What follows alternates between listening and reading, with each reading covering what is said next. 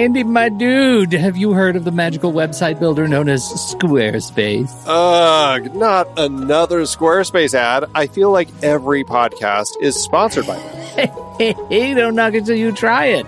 Yes, okay, it is overhyped, but actually it lives up to the hype. Squarespace is like a website fairy godmother. With a click of a button, your site transforms into a beautiful masterpiece. A website fairy godmother? That sounds interesting. What makes it so magical? Well, for starters, those slick templates make anyone look like a professional web designer. Pick one, customize the colors and fonts to match your brand, and voila. Plus, the drag-and-drop fluid engine is so easy, your grandma could build a site on Squarespace. Well, she did knit me a lovely scarf last Christmas.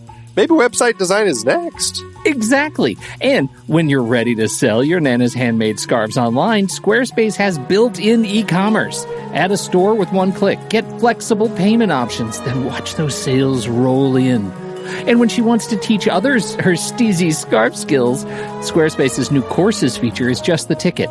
Nana can set up her curriculum and enrollments and payments in a snap and become the next e-knitting influencer. Oh, wow, you really sold me with the grandma angle. Sign me up for that free trial. Just go to thenextreel.com/Squarespace and transform your site into a beautiful Squarespace masterpiece. Well, thanks, Pete. Even though it's overhyped, Squarespace actually sounds perfect for Nana's site's needs. Appreciate the warning on the ads, though. I'll brace myself next time I listen to a podcast. Anytime. Let me know if you need any help getting that site up and running.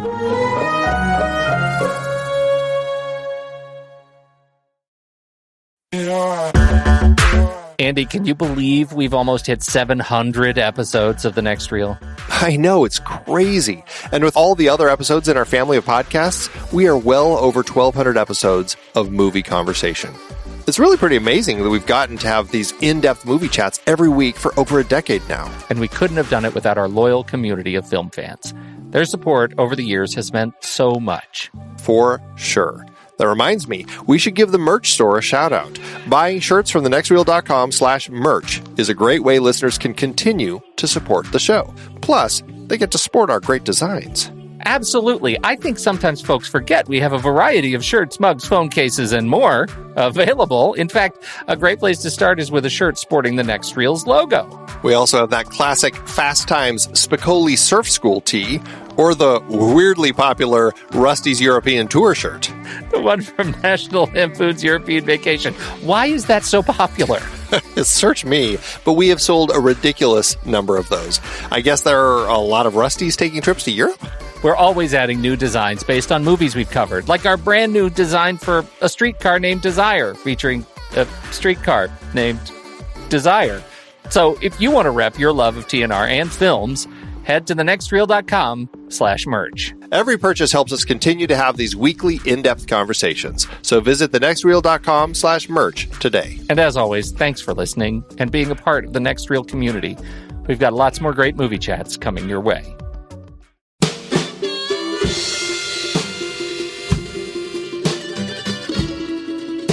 Welcome to the Next Reel Speakeasy on rashpixel.fm. I'm Andy Nelson, and that over there is Pete Wright. Hey, everybody. Each month on the Next Reel Speakeasy, we invite a guest from the industry to join us, and instead of serving up their favorite cocktails, they serve up movies that they love so that we can all talk about them. We'd like to welcome our guest to this month's show, director Steve Miner. Hailing from Westport, Connecticut, Steve was introduced to the world of film by his mother, a film librarian at the Westport Public Library. After a stint as a ski bum in Steamboat Springs, Colorado, Steve started his career as a PA on industrial films in Westport. He began working with Sean S. Cunningham and Wes Craven, helping out as a PA and assistant editor on the brutal The Last House on the Left. Steve then produced Friday the 13th with Cunningham, who also directed it. That led Steve to his directorial debut with Friday the 13th Part 2, followed by Part 3 less than a year later. To this day, Steve is still the only person to have directed more than one of the franchise's dozen films.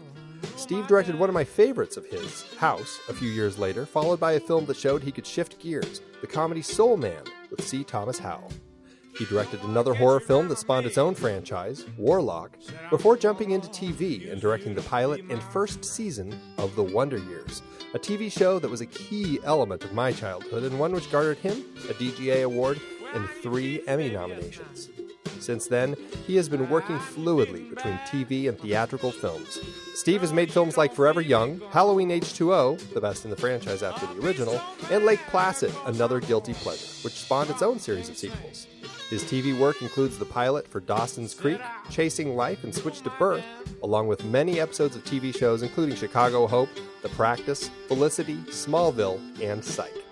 Welcome to the show, Steve. Thank you. Good to be here. Steve, I got to tell you, man, we're so excited to have you on the show. And when we realized that we had this weird connection and that you were available and willing to come talk to us, we felt so unbelievably, unrepentantly cheeky that we were going to have you, with your background in horror, come talk about a movie like the movie you picked tonight. Okay. And yet I realized you have an incredibly varied background. I do. Tell us a little bit about what that looks like for you. You certainly didn't get stuck in horror. You've done a lot of stuff. Can you kick us off by just telling us a little bit about the trajectory of your career? I was a ski bum in Steamboat Springs, Colorado, and looked around, and this is when I was in my early 20s, and said, boy, I don't see a future here for me.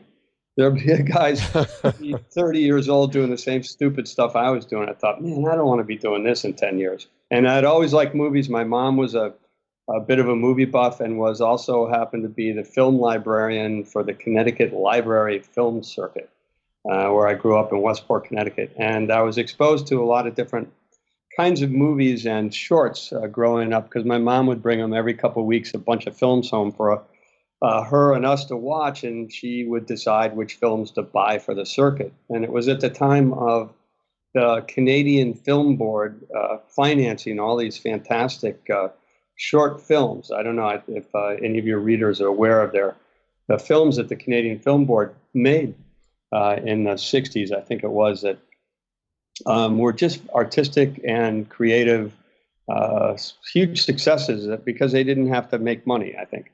And it was supported by the government. But anyway, they made a whole bunch of those movies, and it sort of opened my eyes to filmmaking. And also my mom was a Hitchcock buff, and she would take me to the Hitchcock movies. And I remember she took me out of school, and we rode in on a train to New York City to see North by Northwest at the Radio City Music Hall. And we sat in the front row of the balcony. And on the trip in on the train, she said to me, watching the beginning of the movie, because there's going to be this little fat guy who's going to walk out on the screen and everybody's going to applaud and laugh. And she said, that's the director, Alfred Hitchcock. And I said, well, what does a director do? And she told me, or at least what she knew that they did. And so it sort of opened my mind and eyes that, hey, there's actually people making these things, these movies. So it's sort of an early start of thinking about it. She also took me to Psycho. And after Janet Leigh was murdered in the shower, I said, Mom, I can't watch this. It's too scary. I don't know. I was like 8 or something. And oh, jeez. That's really sad and prophetic. I know. Everything makes so much sense. Now it's making sense, right? So, and she said, well, if you can't stand it, go stand outside in the street and wait for the movie to be done. I'll be out and get you. So, I was 8 years old, standing out in the street waiting for Psycho to be over. And I had to ask my friends what happened at the end because I was too scared to watch it. Anyway, so then when I was an art student, I was going to be an artist. And when I decided that I was going to pursue the romantic dream of being a ski bum in Colorado, and after a year of that, deciding that it was fun but no future, I thought, well, I'm just going to become a movie director. So that's what I did. So funny. After that whole story, to end up saying, "Hey, I think I'll become a movie director," it seems so nonchalant. Well, it was a kind of a serious decision, actually, and I did the only thing I knew to do is I moved back to Westport, Connecticut, because the only person I knew that had anything to do with film, other than my mother buying films for the library circuit, was a kid I went to high school with who, instead of going to college, went to work for his neighbor, who was an industrial and sports and sort of educational filmmaker. And so I called my friend up. I said, hey, I'm really interested in getting into film. He was working at the time as an editor for this guy and cameraman. And I said, can you help me out or anything? He said, sure, come on back and I'll introduce you to the filmmakers in town. Westport's a very kind of artsy town, or was then. It's not anymore. And so I got started there in Westport. I want to be a movie director. So what do? You move to Westport, Connecticut. That's what they say, Little Hollywood, Westport, Connecticut. Exactly.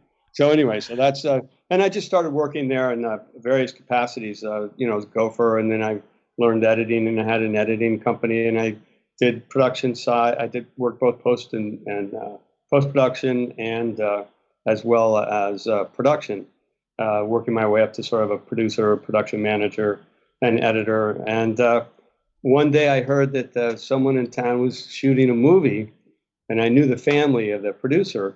I didn't know him well. He was a little older than I was. But I hunted him down and got him to hire me at $15 a week as a gopher on Last House on the Left, the original one. So I started my association there with Wes Craven and Sean Cunningham, who were doing that movie. And we stayed working together off and on and friends ever since. So a couple of years after that, and Sean and I were both pursuing stuff, Wes as well, but Sean called me up one day and said, hey, I had a great idea for a title for a movie. And he told me what it was. I said, yeah, that's a really good idea for a title. So we had no money and somehow scraped together, I think it was $400. Took out a full page ad in Weekly Variety announcing this movie that we had available, which of course we did not. And we got all these telexes, this is back before faxes. We want your movie for distribution. And Sean and I looked at each other and said, boy, we better come up with a script. And so he knew a guy in the next town who wrote for the soap operas, who ended up writing a script. And that was Friday the 13th. Wow. That was the birth of the franchise right there, huh? That was the birth of the franchise. And so in a way, it was sort of an accidental way of me getting into doing horror films. It was sort of like, I get, a window of opportunity, but at the same time, I had always watched them and was, if not a fan, at least understood how they worked. And I remember watching Creature from the Black Lagoon with my dad on TV and being really, really angry that that last bit, you didn't see the creature. I remember a shot of the lake or something, and then they stopped. I said, what happened? What the hell?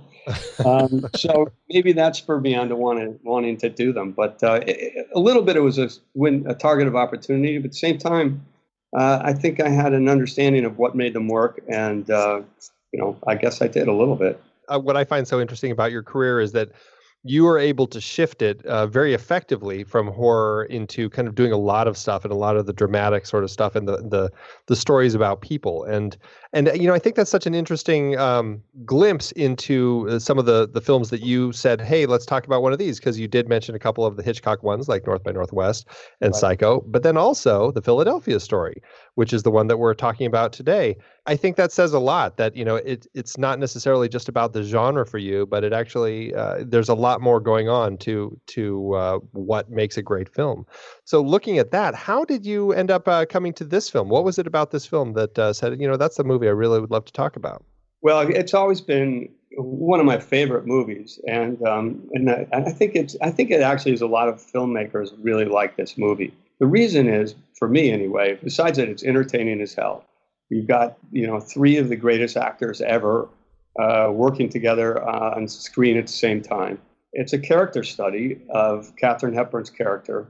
It's a character flaw story is basically what it is. And everybody in the character, and it's all driven by the characters. The story is beautifully driven by the characters. And it's what, any movie to be successful, there has to be some form of the character in the movie driving the story. It can't just be, just construction of plot. And Philadelphia Story was a brilliant play by Philip Berry, and brilliantly written for the screen by David Ogden Stewart, and beautifully directed. But it started with the script and I believe that's where all good movies start with, is the screenplay. No, you're slipping, Red. I used to be afraid of that look. The withering glance of the goddess. I didn't think that alcohol would do... Oh, shut up. Dinah, stay here. Oh, please, Mother. Maybe he's going to soccer again. It's what everybody feels about you. It's what I first worshipped you for from afar. George, listen. First, now, and always. Only from a little nearer now. Hey, darling? I don't want to be worshipped. I want to be loved. Someday over the rainbow, way up high. You have a good mind, a pretty face, a disciplined body that does what you tell it. You have everything that it takes to make a lovely woman except the one essential, an understanding heart. And without that, you might just as well be made of bronze. And the night that you got drunk on champagne and climbed out on the roof and stood there naked with your arms out to the moon, wailing like a banshee. I told you I never had the slightest recollection of doing any such thing. What in the name of all that's holy am I to do? Tracy. Yes, Mike. Old Parson Parsi, he's never seen Kittredge before, has he? Now look, I got you into this thing, and I'll get you out of it. Will you marry me, Tracy? This is such a great script. There's so many interesting things happening, so many great characters in this. And I love the kind of the character transformation that you get with Tracy over the course of this story. It's really kind of a beautiful story about this woman who's kind of seen as a goddess and who has these flaws because of how she kind of views the world. That kind of, as she, that line at the end when she's talking with her father, and it's just like, oh, I feel like a human being. I mean, that is just like such a powerful transition that I find for her. And it's a really kind of a great look at this world. And regardless of whether, they bring up the class quite a bit in this film, the different classes, but take that out of it because, I think so much of it is just about a human trying to find her path back to kind of being a real person. Yeah, it's a classic character change storyline where the character that has all these great qualities, but there's one flaw. There's one thing that's wrong. And I think what's also interesting about it is that the character played by Cary Grant had a major character flaw, but he fixed it before the start of this movie. He was an alcoholic and he was driven. His behavior was bad behavior driven by his alcohol problem. And before the story begins, he's fixed it. And you don't really realize it. You don't know until, I don't know, somewhere in the middle of the beginning of the second act or middle of the second act, that he had confronted that problem and fixed it. And I think that in a way, that's how he was able to help the Tracy Lord Katharine Hepburn character confront her problem, because he was able to fix his. I found that really interesting too, and the point for me was, when Stewart shows up with the champagne and says, I brought you a drink, and he doesn't take the drink, and they have their conversation about, kid, and we can talk a little bit about the story in a bit. But what I thought was so fascinating about that was my reaction, my emotional reaction to that moment. I came to such a clear understanding of Cary Grant's character that it made the opening sequence with no lines, but when we see him leaving the house and she breaks the golf clubs and then he pushes her down by the face, which is we can talk about that separately. But it's a bit of a shocking, but perhaps today's media climate makes that even more shocking, even though on screen it's made sort of much more kind of playful. I find that really fascinating. That scene, I love that. That opening of the Philadelphia story, the silent scene, is just brilliant and brilliantly done. But we're so used to these days seeing an old movie, and anything that was meant to shock back then basically doesn't shock anymore. And I don't know that sequence was meant to shock so much, but it's a bit shocking. He's so physically, you'd be arrested today. You couldn't do it. Right. Yeah, you couldn't do it. And so it's interesting that it's in those days, I don't think we ever would have made any sort of assumption that this is a film about a woman coming back, returning to an abusive relationship, right? But today, it's hard not to see it that way. You have to sort of put yourself in sort of the time to remember kind of what they were really going for. It was probably an abusive relationship because of his drinking, and probably contributing to it was her goddess, cold and unyielding character.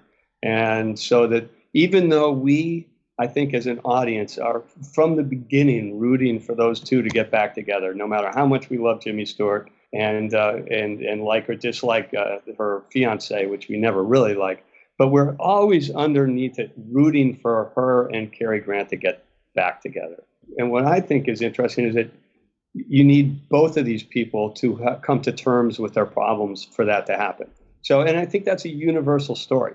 We all have, our character flaws that stop us from either being happy or being in a relationship that works on both sides. And it works so well with Katharine Hepburn. Just something about her personality. And I read something about this like at the time, because we can talk about later the whole box office poison thing that people saw her as at the time.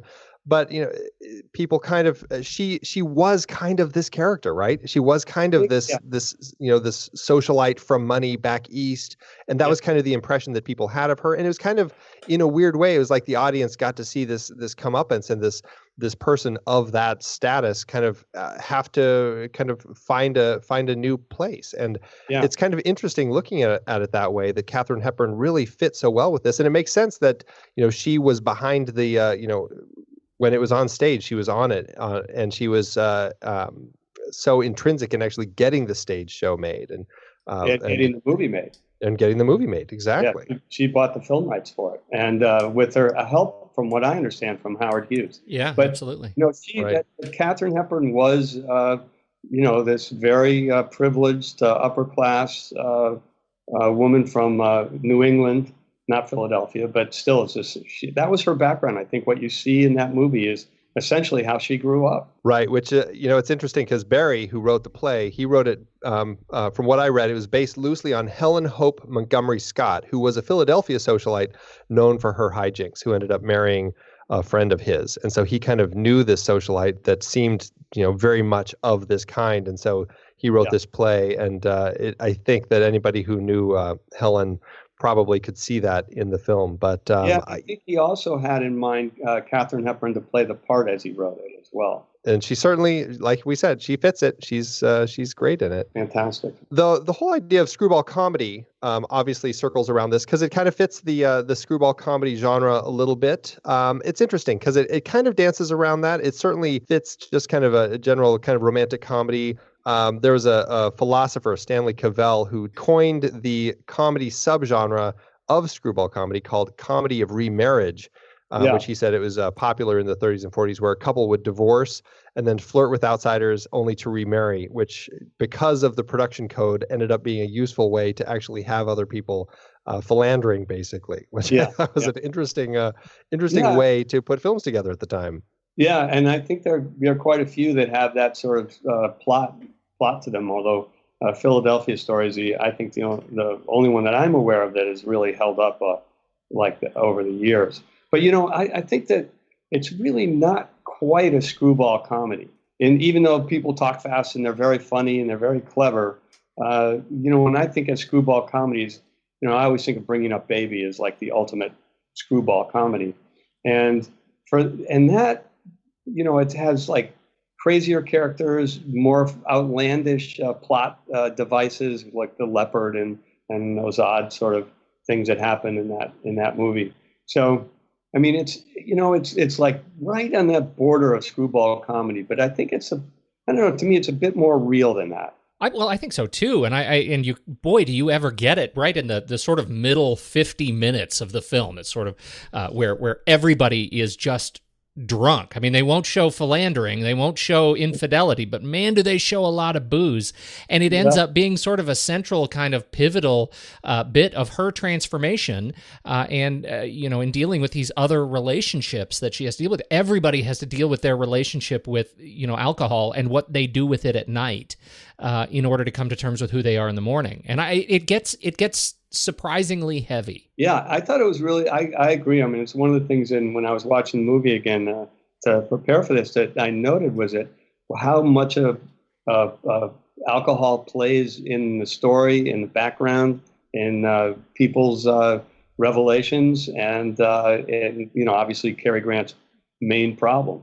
Yeah, it's really, I don't know. It's funny how much alcohol is in this movie. It really wasn't there to add sort of comedic texture, which is often what we see, when the characters have to, they drink and they do stupid stuff. For this, it was really part of the underlying fabric of the film, especially because of what we learn about Cary Grant and his relationship with alcohol. Like, everybody is ultimately on Cary Grant's path. He was just there 2 years earlier. And as a side note, I really think Jimmy Stewart did an amazing job of acting drunk. I mean, I had that note too. I told my wife, I'm like, he is such a good drunk. It's like flawless. Even though it's fake. I mean, I don't think I've certainly been drunk in the past, and I don't think I could have acted like that. But I mean, it's just so perfect because you buy 100% of his whole performance. But that particular part of his performance, I thought, was fantastic. Although I have to say, in Katharine Hepburn's defense, she holds her own as a drunk. She does. Yeah, you're right. She was really good, especially in the scene when Jimmy Stewart's carrying her back from the swim, and there's Cary Grant, and there's her fiance, and the way she says hello to all three of them, it's just like, it's precious. It's just fantastic. What does she say? My feet are made of clay. Did you know? I love it. Easy, old man. She's not hurt? No. Not wounded, sir, but dead. Seems the minute she hit the water, the wine hit her. Now look here, Connor. A likely story, Connor. Hello, Dexter. Hello, George. Hello, Mike. I had an office in New York for a while on the Upper East Side, and I would walk by her brownstone every day from Grand Central Terminal to go to my office.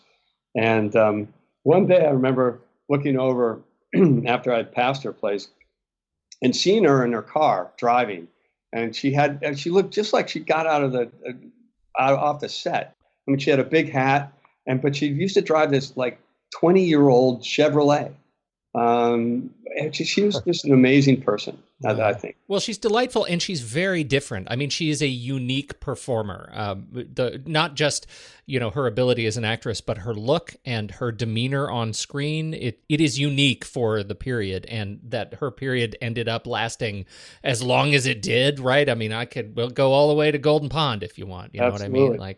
But, it's one of the things I tell young actors and to watch these movies. One reason to watch a movie like this is one of the reasons Katharine Hepburn and Jimmy Stewart and Cary Grant were so unique were their voices.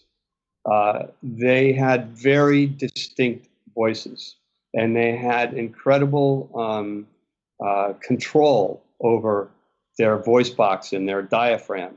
And it was a huge tool in their arsenal of acting. And it's one of the things that I think a lot of young actors are not really aware of. And to develop a voice and or develop your voice. And the more singular and unique it is, think of Jean Arthur. Mm-hmm. Any of these great stars, especially back then, had fantastic, unique voices. It's not that far. I mean, all of these people were around when the silent era was still there. So clearly they were aware of how critical your voice was and how the sound of that was a key part of your presence on screen, because they had been seeing people's careers fall apart because they transitioned they couldn't transition from the silent films to the sound films. That's true. I hadn't thought about it. That's a good point. Yeah, so it's pretty interesting. It's so interesting while we're talking about Katharine Hepburn, this was her first big hit after a bunch of flops that she had done, including Bringing Up Baby, which I always find so strange that movie was a flop at the time. In 1938, this was, a Manhattan movie theater owner, Harry Brandt, along with some other movie theater owners, put together a letter about, actors that they thought were box office poison, that weren't going to bring the money to the box office for them. And just looking at the list of names of people that they had listed here, I mean, Greta Garbo, Marlena Dietrich, Mae West, Joan Crawford, Kay Francis, Norma Shearer, Louise Rainier, John Barrymore, Dolores Del Rio, Katharine Hepburn, of course, Edward Arnold, Fred Astaire. It's such a strange list of people that these guys were like, no, you can't put them in a movie because nobody will come. It's kind of a terrible thing to do, really. I mean, the Brandt family owned theaters. My path crossed with members of that family at some point many years ago when I first started in film. But they were a powerful family, and they owned a lot of theaters. But just sort of a callous and cruel thing to do to publish a letter like that, it just seems inconceivable today. Well, and pretty much if you were a woman working in film that year, or you're Fred Astaire, then you're poisoned in the box office. Well, that's fairly telling too. It is. It's virtually all women, and it's terrible. Yeah. Terrible. Yeah. But and I think they were really affected. I know that the story goes that Katharine Hepburn was really affected by that, and she saw this vehicle, Philadelphia Story, as her way to be, back to successful movie making, and bought the rights or acquired the rights with I think Howard Hughes at the time, and knew that this would be a good vehicle for her to use. She was obviously very smart about it. Well, it took a big risk. I mean, the fact that she took on the stage play for zero salary, but a piece of the back end, which ended up being incredibly fruitful for her. But in order to be able to drive this property to the screen, I mean, that's one of those sort of like, I'm a chess player, I can see 15 moves ahead, sort of a move in the industry, to be able to do that with her career, take the time and devote it just to get this thing on screen.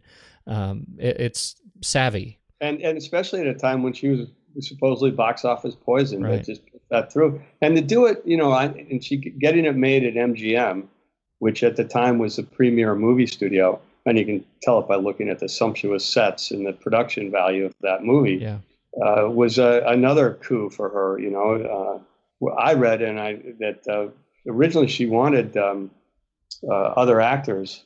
And but Louis B. Mayer wanted to try to ensure any box office success by getting Cary Grant and Jimmy Stewart, which was really helpful. Oh, absolutely. Yeah, that's the other thing is like she was able to actually kind of get herself in the contract where, she got to kind of have a little bit of the pick as far as the director. I know she's the one who wanted George Cukor, and she also wanted the Ogden Stewart to come on board to write the screenplay. Yeah. So she brought this property and had a lot of say in how it got made, and I think that's really savvy of her. And I mean, George Cukor, they had worked together, I think, 4 times before this film, and along with working with Cary Grant on a couple of those. And I mean, he was known as kind of a woman's director or an actor's director. And, I think she could tell that this was definitely the sort of story with characters that were so rich as these, that Cukor was like really a perfect director for this type of story. He was a great director, and he did virtually perfect job with this movie. Not only with being really smart about opening up the stage play, the way he the scenes he set outside and some opening it up to not just be stage bound, but even more at the same time when he's into a scene with a bunch of clever writing and clever repartee and great dialogue, he's content to just let it play, in a 3-shot or a 2-shot, and not mess with it. Let the quality of the script just play. Now, as a director, when you watch a film like this and you see what Cukor is doing here, I mean, what are you drawing from that? Are you seeing stuff like that you can go, gosh, that's a brilliant tool that I can use, whether it's Lake Placid or whether it's something like Soul Man or something that's definitely more character based?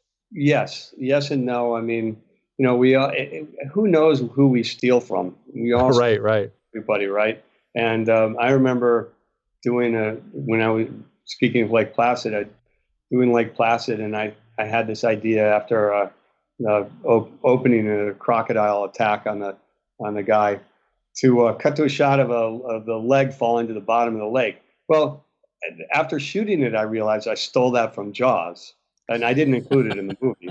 And it was something that Jaws is a movie I knew pretty well and loved, and by mistake stole that shot. So funny. It's almost how do we get our ideas, and we're always building on other things. But I think really watching this movie, and I'm after many times watching it now, watch, what does he choose to have when the actors move from one room to another, or walk down the outside, or set it on a horse, or what he chose to do that was not stage bound, and what he chose to just keep as people standing in a semicircle and talking.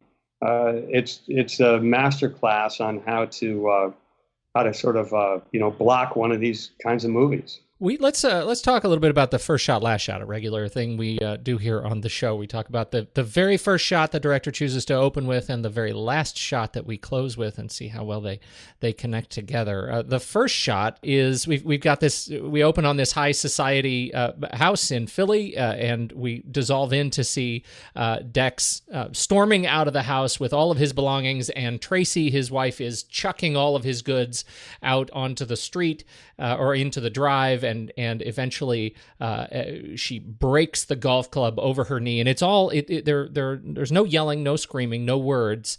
It is all silent. He then follows her back to the door. It looks like he's going to raise his hand to hit her, but he ends up putting his full palm on her face and pushes her into the doorway, and we cut to her on the ground, then getting back up, clearly angry. But unhurt. Unhurt, yes, absolutely unhurt. So that's the first shot. I think the first shot is a closed door, or is it the house? No, it's the house. It's the house. The first shot is a wide shot of the house, and so we're dissolved into the opening sequence. So, and then the last shot. The last shot we have, Tracy, Dex, and Mike frozen at the altar in the photo. That kid snuck as he kind of sneaks up to the altar to take the picture, and we see the photo of them in the magazine, and then the page turns. We see a few more photos, and then of course turns to the end. The first shot, the house sets where the tone is of, you're gonna be into watching some rich people, I think. Yeah, right. 2 hours with the rich. Get ready. And then the last shot, being, I think of it as that frozen still shot. Although, like you said, they cut to a couple more before the end. I think that what that last thing with the three of them frozen, you just like Jimmy Stewart and Cary Grant and Katharine Hepburn so much. You're rooting for all of them. And it sort of gives you this feeling of a continuing story. There's going to be more to this story. And it kind of makes me feel good that this world is going to continue once this movie's over. And you leave the movie with a good feeling. Whether it connects with the first shot or first sequence, I don't know. Does it? It's interesting. It's a tricky thing to see the connection really between the first and the last shot in this particular film, other than it's about society and high society and how other people see them. And we certainly start with kind of, we're inside the world of the high society. And by the time we get to the end, now we're outside of it with the tabloid, with Spy Magazine, right? As we're stealing photos with the publisher of this wedding. And I like how Mike has now kind of almost crossed the line, and now he's become a subject in the photo rather than the writer writing the story on them, which I think is a pretty clever twist on that ending there. It is, and I think, and now that you mentioned that, I'm thinking about it, that what's interesting about the class divide in this movie, the upper class and the lower classes, and they're kind of, Mike and Dexter are the symbols of the two of them clashing. But through the movie, I think it's a part of sort of the American ideology or the American ideal that there really isn't that much different. And in fact, Katharine Hepburn talks about it when she's talking to Jimmy Stewart about what a snob he is. And, and she's saying how, there's basically, I'm paraphrasing, of course, good people in the upper society, and there's bad people in the lower society. And it's just what you are as a human, which makes a difference. And that's what, the American dream is all about. So in a way, it's sort of how you mentioned, maybe it's that if there's a connection, it's that they start in high society and you're outside this house looking in.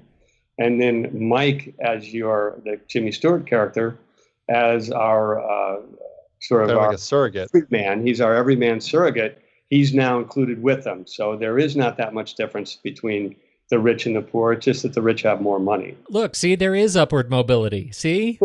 This is what it's all about. For me, there's one other element that I feel like is important to at least acknowledge in here, and it doesn't necessarily connect to the first shot, but just this underlying theme of how the media and how the tabloids treat different classes of people. And in the end, we do have this that where Mike has made that conscious choice to escape that place and to sort of access his inner artist again and start writing. And that refrain of, hey, you have my book? He's always surprised that other people are reading his work, and yet he's relegated to this sort of tabloid journalist.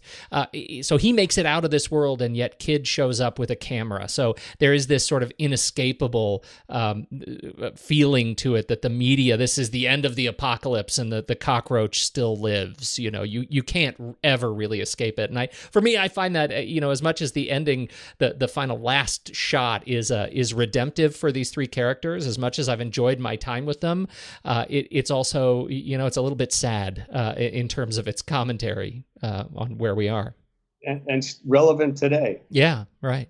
Absolutely, and something that Pete and I were talking about before we started a recording is that this is after these guys essentially reversed the blackmail on Kid himself by writing up this whole piece so that he would drop his blackmail that he had against Tracy's family. And they said, we've got all this on you. And yet here he is still showing up at the wedding to take the photos, which is like the press just won't let up. We've talked a bunch about Katharine Hepburn. Let's talk about the other two. Cary Grant as C.K. Dexter Haven. Insofar as he's a fantastic choice for this performance. He wanted two things. He wanted top billing, even though he was not the protagonist in the film.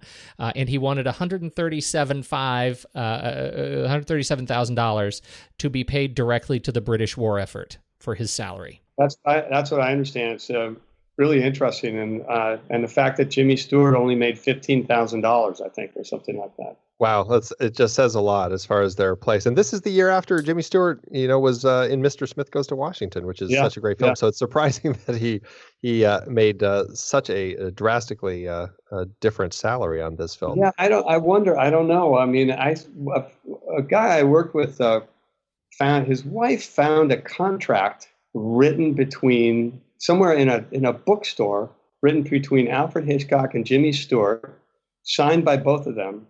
And I think it was for high anxiety, or not high anxiety. I mean, Vertigo. Vertigo. It was a non-funny one, right? And it was some really low number too. It was and it was a very simple contract. It was just a paragraph that Jimmy Stewart agrees to do this Alfred Hitchcock movie for, I think it was like $10,000. Wow, that's interesting. Or if there were back end deals or something that weren't written down on that piece of paper. I doubt it, but anyway. So maybe he never made much money. I don't know. Yeah, very interesting. Word is that Hepburn's original choice was Clark Gable, but we've talked about Gone with the Wind on this show, and so listeners will remember the animosity between Gable and Cukor as George Cukor was fired, and therefore Gable had apparently not much of a shot wanting to or he didn't really want to take this film, is what I understand. I don't think he would have done it. I don't know the reason. George Cukor was a great director, but someone said it was for homophobic reasons. I've read somewhere. Oh, interesting. Yeah. There was a segment in Hollywood that was very homophobic at the time. Yeah. And, sure. But George Cukor was fired off of, or he quit off of Wizard of Oz too. Yeah. Yep, right. Yeah, had just a little bit of uncredited stuff, but yeah. Well, it's hard to imagine, although, no, it's easy to imagine Clark Gable in that role. I don't think he would have been as good as Cary Grant. And she also wanted Spencer Tracy to play the reporter, the Stewart role. And, of course, I think this was before they started a relationship, but I could be wrong. I'm guessing that she was still in the Howard Hughes days based on the fact that he funded this one. That's what I understand too. Right, but she wanted him as for that role, and as much as I love him as an actor, you can't imagine anybody else but these two guys in these roles. You need a little bit of Jimmy Stewart's sort of indignant buffoonery. There is that there is this piece of him that that keeps him from fitting in completely, and you need that in this threesome between Grant and He looks at people through his eyebrows, and he's got this sort of the way he holds his head, and he's looking up, kind of through his eyebrows at people, and it gives him this quality of, I'm not sure about you, and I'm not going to be like anybody but myself, and I'm going to be this guy no matter what you want me to be, sort of quality to the guy. And it's very endearing. He's also, just speaking of endearing, he's also so brilliant at being judged silently. There's a sequence in the hallway where he's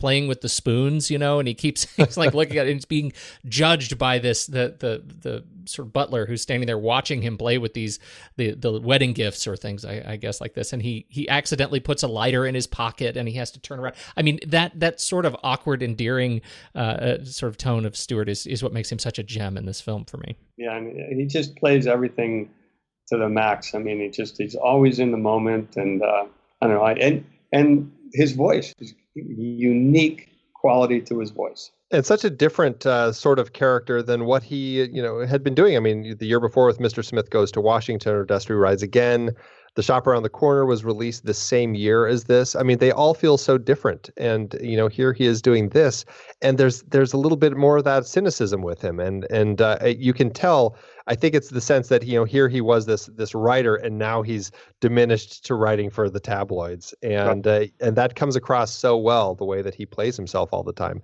And it's, he's brilliant. Both he and Cary Grant are just natural fits for this. They do a great job.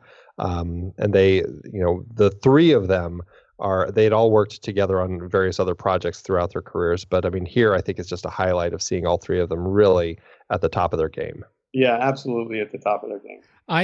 So those are the big three. There are a number of wonderful performances in here. I'm going to kick off my favorite sort of not main three performances, and that's Virginia Wiedler as Dinah Lord, who is Tracy's young sister, a teenage sister. And I think she is charmingly precocious and a little bit creepy. A little bit. A little bit. I remember the first time I saw this movie, I was a little taken aback by her. And I think I saw it when I was pretty young, and thinking, "Wow, she's a little creepy." Yeah. But but the more I see the movie, the more I really enjoy her performance and how important it is to the film. And she was fantastic. Oh, yeah. Especially when you get to the end and it was me. It was all me. I did this. I couldn't help but want to go put on the bad seed like right after this. There's a certain vibe to it. When she sits down at the piano and starts jamming out Lydia the Tattooed Lady. That was in stitches. That was great. It's interesting. She was also in The Women, another Cukor movie, and that one, boy, that fell like a brick to the bottom of our ranking. Andy and I did not enjoy watching that movie, which makes this one a bit of a surprise.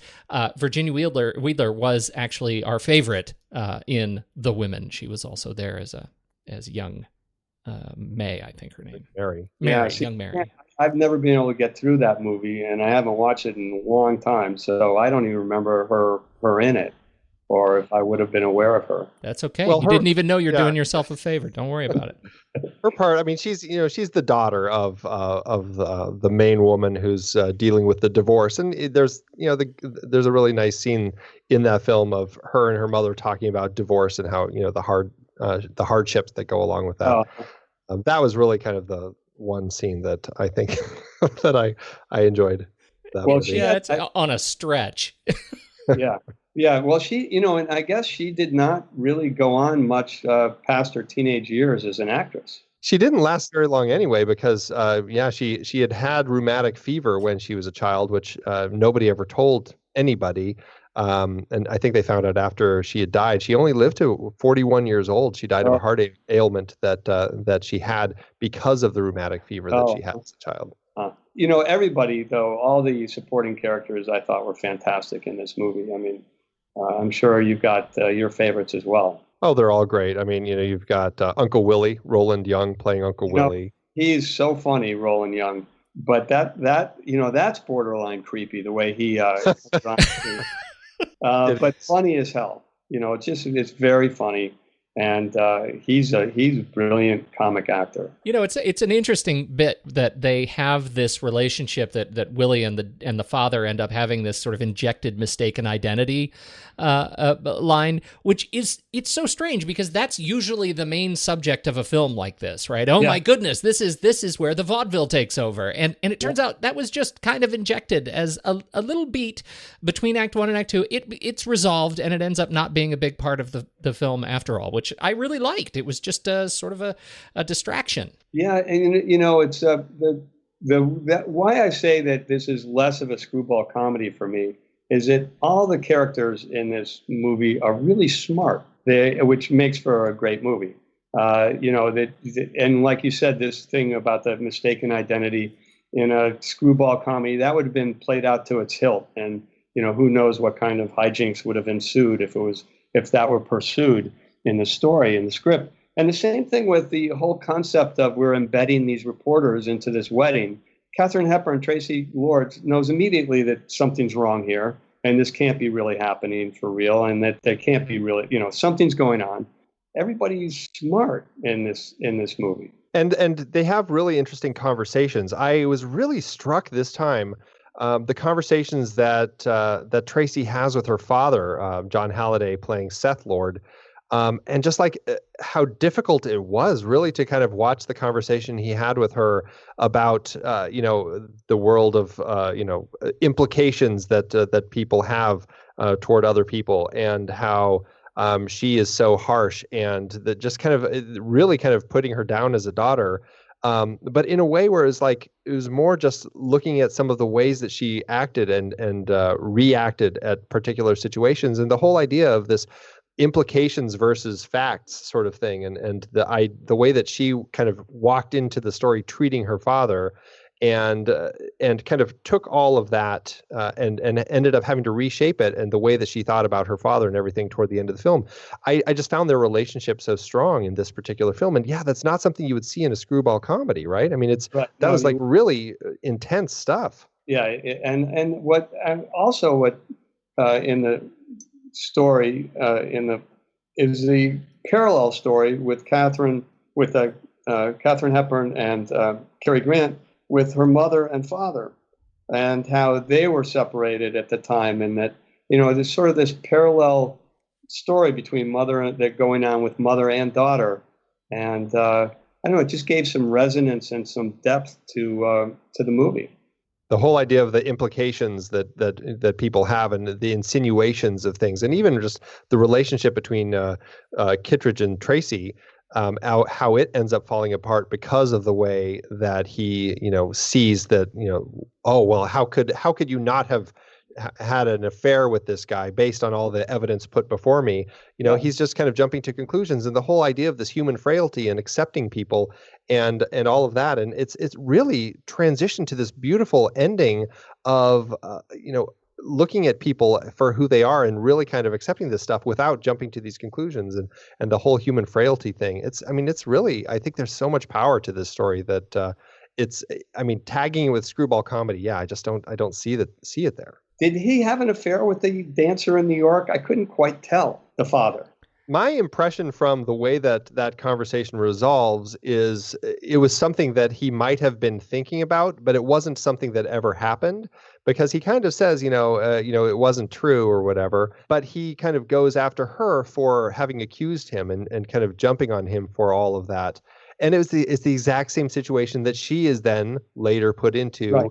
When at the end. And so that's why I think there's such an interesting thing there. And that's why I think that, I don't know, the way that I'm reading it now is that her father wasn't really having a dalliance with this dancer. No, I think they needed to have that bit of a media mistake in order to keep the commentary on the way the media treats them alive. Yeah, but that gets into a conversation that I thought is probably one of the strongest conversations, or at least perspectives of the dad that I remember, when he's talking about, you know, the fight that he has with time, and the fact that he had a little girl, and in many respects that's what keeps him grounded, and it was an incredibly powerful moment coming from sort of a C player in the movie. Yeah, well, and it works because it was so connected with everything else that was going on with characters in the story.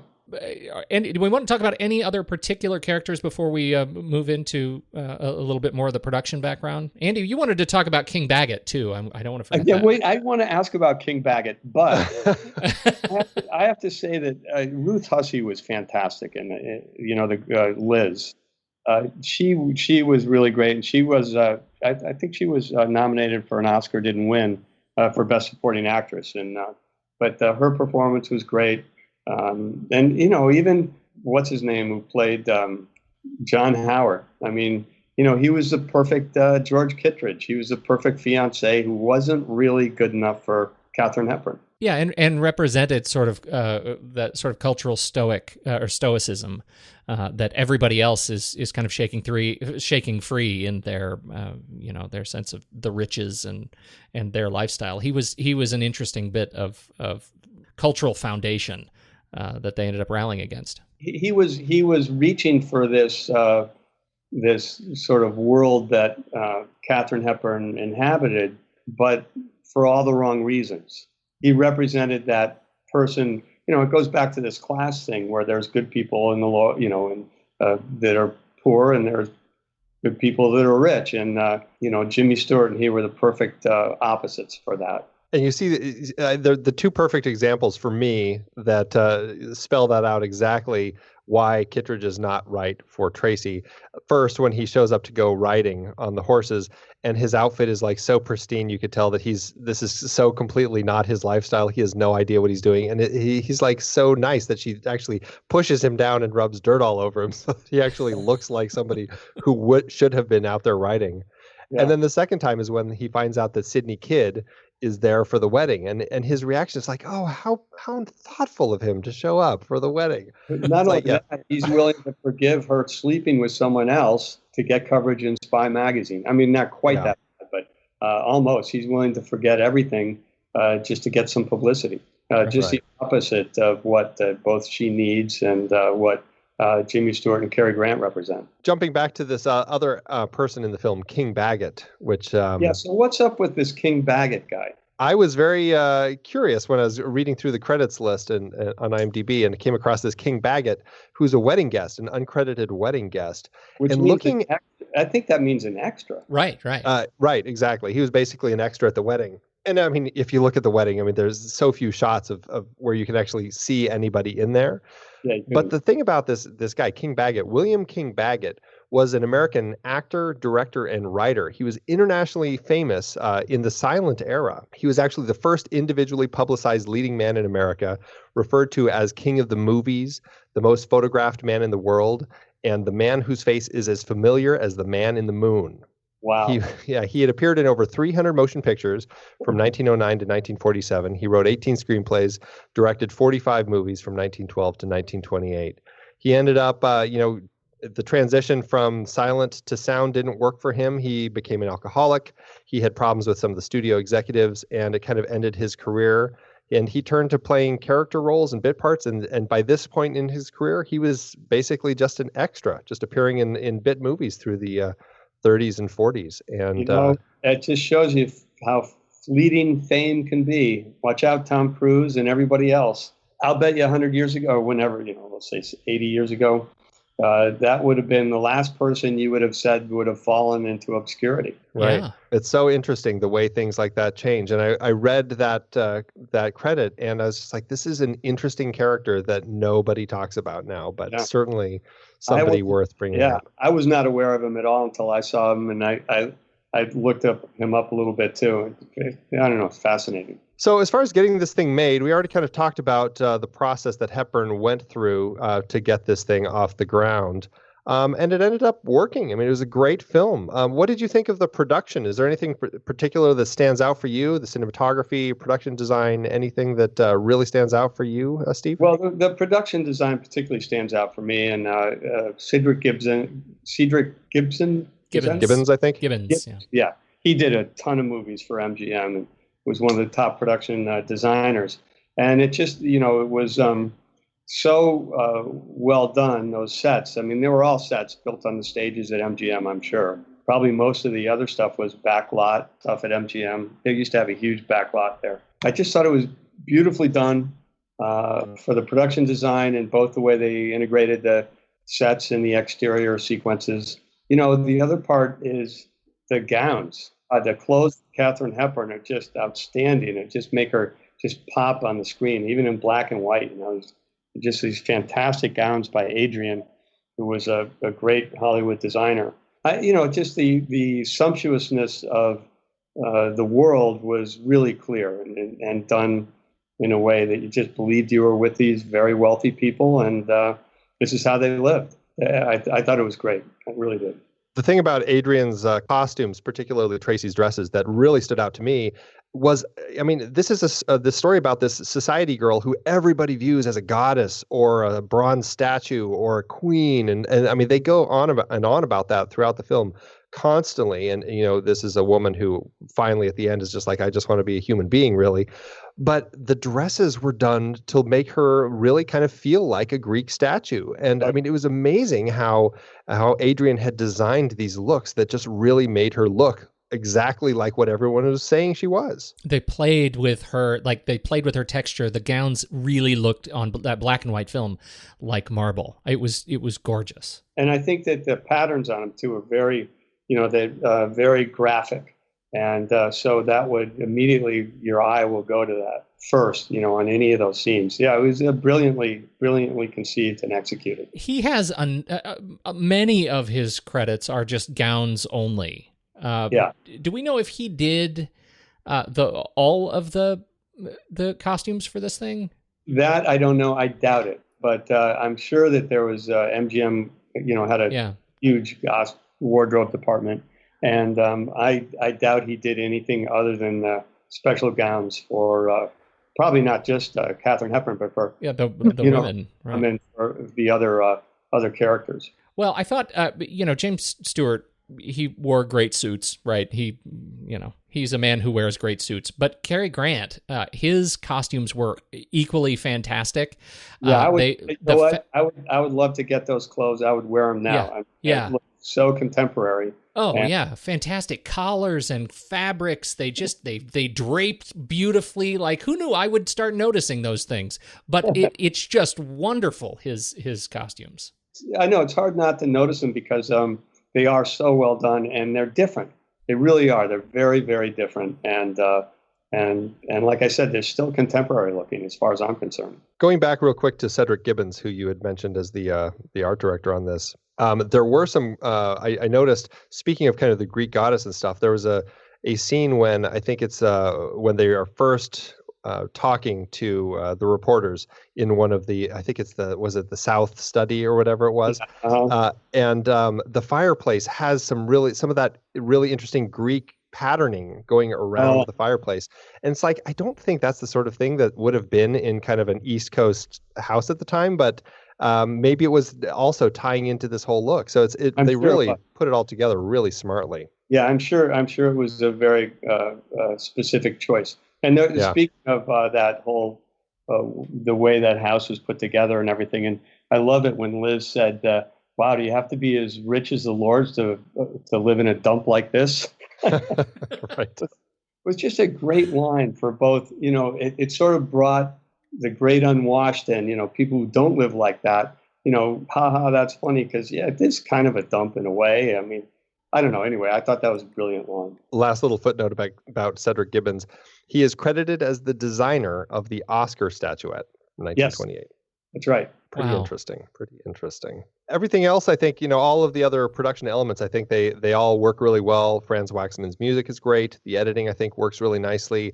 It comes together really nicely. In the end, it just makes a really beautiful film. And, it's a movie that did well. Yeah, it did. It was a hit movie. I'm not sure exactly where it stood in the for that year, but I know it was a hit movie, and it's one of those things that everything contributed towards its success, whether it's a production design or the camera or the photography. I mean, and all the supporting characters. And speaking of how well it did as far as the Oscars go, it did get nominated for, it looks like 6 Oscars. Best lead actor, James Stewart, who won. He said that the only reason he got it was a consolation for losing the previous year for Mr. Smith Goes to Washington. And he said Henry Fonda in The Grapes of Wrath should have won. And, Grapes of Wrath, Henry Fonda, awfully good. I kind of agree. And I kind of also agree that he should have won for Mr. Smith the previous year. Right. Yeah, no. Well, the thing about the Oscars that most people don't realize is it's not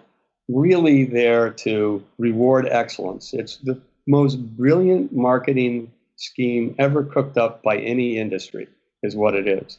And it's the Academy makes money on the Oscars and promotes its movies with the Oscars, and it's the greatest free publicity any industry has ever come up with. It just really does not exist as a purpose to really reward the best films of the time. Again, yeah, time and time again, we see that. Like, how many times do you look back on films that have won Best Picture and go, The Greatest Show on Earth, boy, that was the best film that year. Exactly. Right. That does promote the industry beautifully. It makes people talk about movies, makes people go and see movies. It keeps movies in our consciousness. And it's a great thing. Yeah. Oh, absolutely. And, the people who win, obviously they feel great. I mean, it is a nice little pat on the back, regardless of whether they feel that it was something that they definitely deserved or what. I mean, it still is going to be something that makes you feel good to get, right? Yeah. And George Cukor was nominated as well. Yep. George Cukor was nominated. He lost to John Ford for The Grapes of Wrath. Ruth Hussey was nominated, like you said, for Best Supporting Actress. She lost to Jane Darwell in The Grapes of Wrath. Katharine Hepburn was nominated for Best Lead Actress, but she lost to Ginger Rogers in Kitty Foyle. The Best Picture lost to Rebecca, Hitchcock's film. And Donald Ogden Stewart ended up winning the only other Oscar for this film for Best Writing Screenplay. And, of course, when he won, he said, "I have no one to thank but myself." There you go. Good Not for to him. put too fine a point on Clearly forgetting it was based on a play. Exactly. And also, I think he must have said that partly tongue-in-cheek, but maybe not. But also, they say that Waldo Salt was uncredited, did some work on the screenplay as well. That's right, funny. right. There are two blackballed writers. Yeah. Yeah, well, that's something that I find so interesting, just the way that the whole blacklist ended up working and shaping the careers of so many people or destroying them. I mean, it's a pretty Terrible. crazy time. This film did get remade a few times in various capacities. Obviously, there were a few radio versions. That was kind of a big thing at the time, plus the various stage shows. With and without these stars, there were some versions with all three of them reprising their roles in the radio shows. Not to mention the film remake in 1956, the MGM musical High Society with Bing Crosby, Grace Kelly in her last film, Frank Sinatra, Celeste Holm, and, of course, Louis Armstrong. Yeah, and a fun movie. I haven't seen it. I've never seen that one. It's one of those that I keep meaning to see, but for some reason it's kept slipping through the cracks. But you like it though, huh? Well, I haven't seen it in a long time. I remember seeing it quite a while ago, and I don't know at the time that I realized it was a remake of Philadelphia Story. So I'm going to have to watch it again just to see it. And then they made an Italian version. Oh, did they really? I didn't hear about that one. Yeah, there's some in the 70s, I think. There was an Italian production with none of the actors I recognize. Interesting. Well, how did it do in the box office, Andy? Well, you know me, I am a big fan of good old Eddie Mannix. We've talked about him and his MGM ledgers a number of times and how well he tracked the money. I think he's one of the only people that actually really helped me, at least, when I'm doing this part of the show. He's always there. The Philadelphia Story opened December 27th, 1940. It was a very limited release. It did expand later in January. They opted to do that so as not to compete with the play, which was touring the country at the time. The movie cost $914,000 to make, and they spent looks like about an additional $1,073,000 on prints and advertising, making a total budget of just under $2 million, adjusted to just over $33 million in today's dollars. Upon its release, it did break the previous box office record held at Radio City Music Hall, where it broke $600,000 in 6 weeks, which is pretty amazing. I went at 35 cents a ticket or something like that. Something crazy cheap like that, yeah. The movie did go on to make $2.4 million domestically and $885,000 elsewhere, giving it a total gross of about $3.3 million, or an adjusted gross of just over $54 million. It makes for an adjusted profit per finished minute of about $189,000 in adjusted dollars. Who owns it today? Did that go with MGM selling a lot of its titles? Do you know? Gosh, I should have looked at the DVD case to see who put that out. I'm not quite sure. Yeah, because a lot of those studios, before they realized how much their long-term, before they knew all the outlets we were going to have today, sold off chunks of their library, which is crazy from today's perspective, but they did. Yeah, I know we talked about that on a show a long time ago, Pete. I can't remember which movie it was, but yeah, it's nuts how it was kind of the TV market when that kicked off, where people all of a sudden started grabbing all these things up, realizing that there was kind of an opportunity there, right? Yeah. And I think a lot of these different companies ended up losing out. This is one of them. Studio release for at least the latest release is Warner Home Video. Right. Jim, I think they sold off a bunch to Warner Brothers, and I know Universal one time sold almost, or rather Paramount sold almost everything to Universal. But I know it's interesting to see that that it still has a life today, though. Well, it sure does, and it was a delight to watch. I gotta say, in terms of how well the show or the film has lasted over the years. I watched it with my wife last night, and she actually said about halfway through, she said to me, "Ugh, I can't watch it anymore," and walked out. And I was left thinking, what? Who are you, woman? Who are you? But apparently didn't hold up well to her as much as I quite enjoyed it. That's funny. Yeah. I think it's probably to the point where we should rank it, don't you think? Let's do it. Head over to flickchart.com/thenextreel and you will see the list of all of our films that we've talked about on this show. Usual drill applies. Pretend you're on a desert island and all you've got is a TV and the Philadelphia Story and one other movie. That's how we're going to do it. We're going to rank it, starting with Andy. All right, first up we have The Philadelphia Story or The Road Warrior. Mm-hmm. Oh, Mad Max action here. This is a little bit of what we call a flick chart hate crime. How do you even begin? Wait, which one was Road Warrior again? That is the second one. The second one, yeah. Mad Max is first, and then Mad Max 2 was The Road Warrior. Yeah. For me, I got to go with Philadelphia Story. This is tough. Yeah. I mean, I love Mad Max. I'm glad that one wasn't the one. They're hard. These are really both high up there on my chart. I'm a little struggling right now. I know the problem is, we're going to decide where it goes on this first vote. I know. Andy. You got Lord Humongous. I know. Oh my goodness. Watching Jimmy Stewart drunk for an hour, I'm going to say Philadelphia Story though. All right, there we go. Philadelphia Story it is. Next up, we have Philadelphia Story or The Hurt Locker. Boy, Philadelphia Story in a heartbeat, even though I like The Hurt Locker. Yeah, I'm going to say the same thing. Pete? Really? I mean, it's a principled loss, but I'm leaning pretty heavily toward The Hurt Locker. I really enjoyed that movie. But I've already lost, so as the okay. I'll take it. Are you going to be watching The Hurt Locker 40 years after it's made? See, now I don't. Who knows? I've been 40 years. That's a tough question. That's a tough question. But yeah, The Philadelphia Story definitely holds up. Yeah. All right. Well, next one we have Philadelphia Story. This is where it gets tough, Pete. Or Aliens. Oh, okay.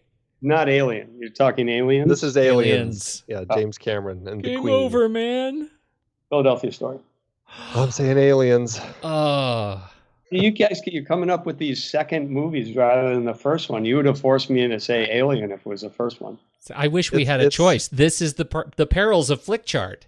Oh, yeah. I see. It's just completely, it's a robot. This is our robot overlord. See, I won't even be watching movies in 40 years. I'll be working in a salt mine or something. Slave to the robots.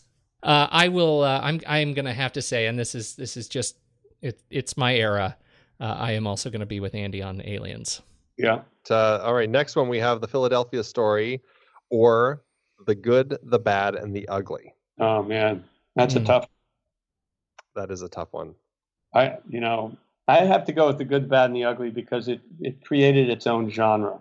Yeah, I'm going to go with that one too. It's man, but these are both such great films. But The Good, Bad, and the Ugly for me, is just such a pinnacle of westerns, in particular the spaghetti westerns. So definitely, and it created some genres, spaghetti westerns, and it just was something different. We'd never seen anything like that before. Where Philadelphia Story, we've seen clever comedies and great acting in the comedies, but boy, I'd never seen anything like that. Oh, I'm with you guys. Good, the bad, the ugly, and Morricone's score. I mean, come on. Yeah. Oh, absolutely. The Philadelphia Story or Zero Dark 30, more Catherine Bigelow. I am Philadelphia Story on this one. Yeah, me too. I will be Philadelphia Story on this one. But you struggled on Hurt Locker. I know, and I felt like I was already going to lose, so I decided to go in with a commitment. There you go. The Philadelphia Story or The Descent. I haven't seen that pop up in a while. Wait, I don't think I'm qualified. What's The Descent? The Descent from 2005, about a group of women who go spelunking, and they end up they get stuck in the cave because of a cave-in through a tunnel, and they have to find another way out, and they end up coming across some really creepy humanoid, blind humanoid creatures under there that are bent on eating them. By the description alone, I have to go with Philadelphia Story. What? I never saw The Descent. Oh, well, okay. Oh. It's actually a really good movie. It was a terrific movie. And that was a movie that I mean, I feel like in terms of and I don't see a lot of horror. I'm one of those with a soft stomach for the stuff. Yeah. But that I do. That movie was thrilling just for the way they shot caves. It is inspirational camera work. I mean, it was just beautiful. I'm going to have to watch it because I've shot caves. They're very difficult to shoot. It sounds good. It sounds like my kind of movie. But so I'll have to remove myself from this voting because I haven't seen that one. Fair no enough. worries. But I'm still going to say Philadelphia Story as much as I love The Descent. Really, Andy? Yeah, so Philadelphia Story is way up on my list, buddy. I know. I totally get it. It surprises me knowing you as long as I have. I too am Philadelphia Story, which should surprise no one as much as I love The Descent. I'm not going to watch it all that often because of how I fare with that kind of stuff. But yeah, that's amazing. It's good stuff. The Philadelphia Story or this is a good one. No Country for Old Men. Wow, that was a really good movie. It's like apples and oranges. A little difficult to compare, but that's what makes Flick Charts so frustratingly enjoyable. You know what? I'm going to have to say Philadelphia Story only because I think that the nihilism of the other movie, Good Country for Old Men, I don't know. I'm maybe a little bit Pollyannish at heart. I like the affirmation of humanity in the Philadelphia Story. Oh, that's such a good case for it. I was going to be all high and mighty about Javier Bardem and his performance in that film. I thought was so moving.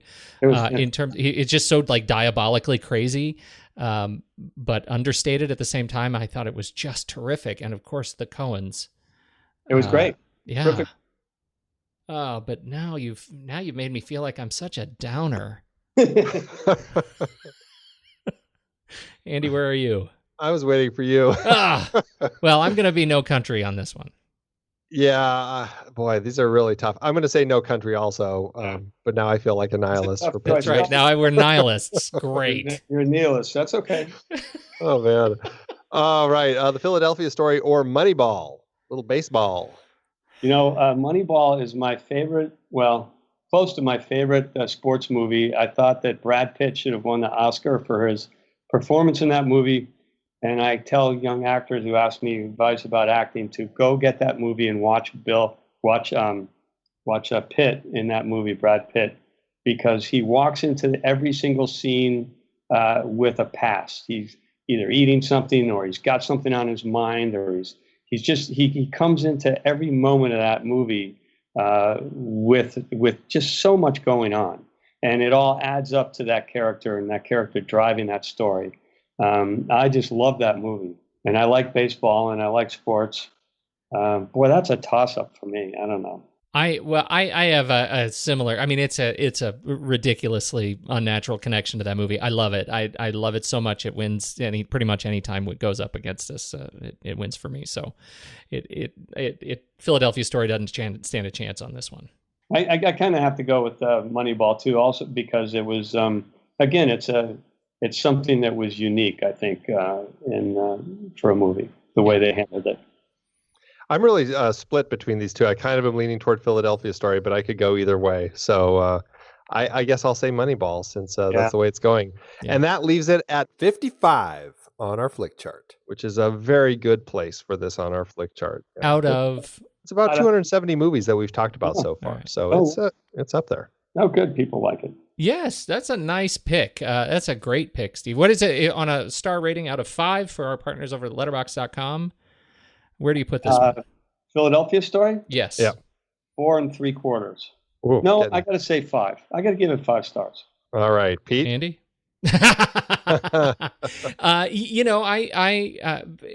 Boy, I really enjoyed it. I had a great time with it, especially now that I've sort of sat on it over the last sort of 24 hours since we watched it. I watched it yesterday evening. I'm gonna give it a good 4.5 stars for me. This is a total 5-star film for me. It's I had this in a film class back in college and really just kind of fell in love with it. And I've seen it just off and on throughout my life. And it's just been something that every time I watch it, it's just so easy to get into these characters that I really enjoy. And I find the story of Tracy's journey so touching and heartwarming that it's an absolute 5-star for me. Nice pick. So, yeah, that's fantastic. Great choice there, Steve. Yeah. Great choice. Well, thanks for having me on. I really appreciate it. Yeah, thanks for coming. We definitely appreciate you being here. We talked a little bit about kind of what you've done and stuff, but is there anything that you're working on right now that you want to tell people about? Well, no, I'm working on a couple things that are not getting ready, that aren't, I don't know when I'm going to be able to shoot them, if ever. That's how the business is. But one thing I did was just a couple days ago, I filmed some commentary for a new release in a box set of House and its sequels. Oh, yeah, baby. So there would be a bunch of commentary on there of myself and Bill Catt and, most of the actors and the writer, Ethan Wiley and Sean Cunningham produced it with me. So, and that'll be, and I think there were, House, the second story was the first sequel, and I think there were a couple more after that. So that box set is coming out at some point. I don't know. I just did the interview, so I guess it'd probably be a good stocking stuffer. All right. So how does that feel? I mean, this is 30 years this year, right? I guess so. I've been very lucky to have been involved in a number of movies that have a life of their own and many, many sequels. And it's kind of gratifying that, people still see my movies and still want to buy them. It's kind of shocking to me, actually. Now, it's funny that, I love House. When I was a kid, it was the perfect age. I was at the perfect age for that film. It was totally my sensibilities. I can't tell you how many times I ended up watching that when it came out on video. It was just ridiculous.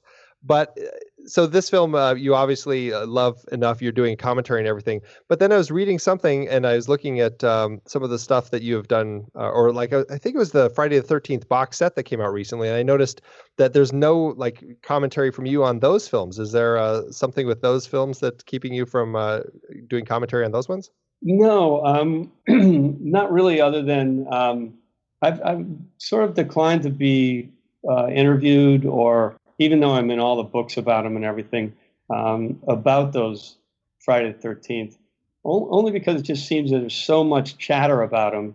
I just, I don't know if I have anything new to add, and not really that interested in self-promotion and everything else. So, Friday I felt was very well covered by everybody else, and all the stories about it are pretty well known and get retold by various participants.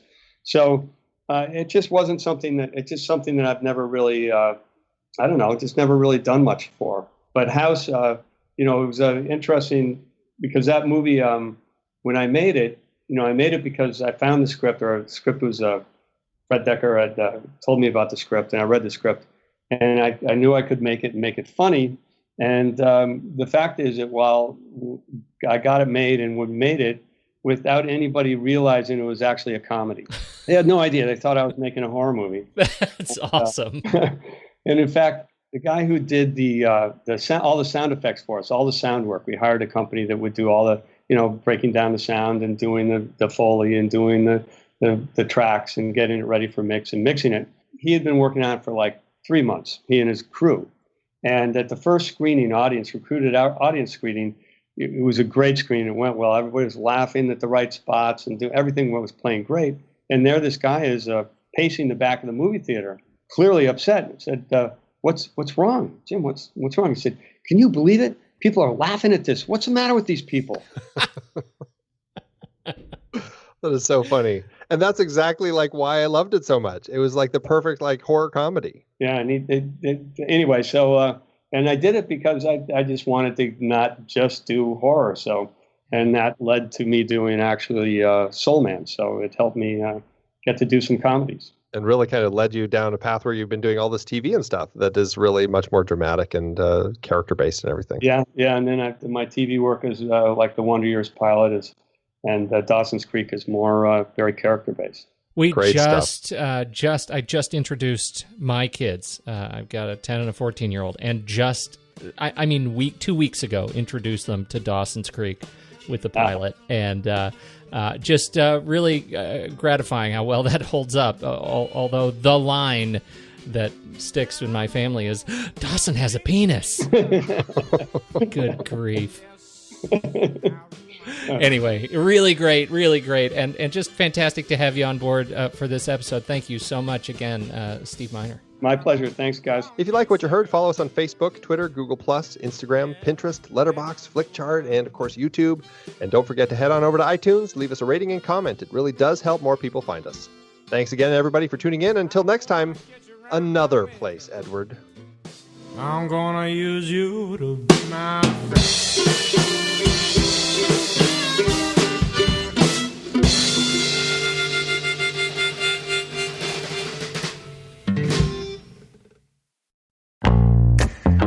I love having these wonderful chats on movies we like with all these industry guests talking about some of their favorite movies. So many great conversations on that show about so many great movies. We have so much fun having these conversations, but producing the show week after week does require a lot of work behind the scenes. If you'd like to help support our efforts, one easy way is by using our Originals page when shopping for books and movies that we've covered. Your purchases made through our links give us a small commission at no extra cost to you and allow us to keep having these incredible conversations. The Originals page at thenextreel.com/originals links to the source material for all the adapted film discussions on the Next Reel's family of podcasts. Purchasing through our links supports the show. It's your one-stop shop for Amazon and Apple links where you can buy your copy of the original source material. Original material for movies like Casino Royale, The Silent Partner, Never Let Me Go, Silver Linings Playbook, There Will Be Blood, based on Upton Sinclair's Oil. I believe it's Oil! Oh, yeah. I forgot the exclamation point. Plus, by using those links to buy your next read, Apple and Amazon show us a little bit of love, which allows you to support our family of shows with minimal effort. thenextreel.com/originals. It's a great way to support the show and find your next page turner. That's right. Head over to thenextreel.com/originals to pick out your next read and dig in today.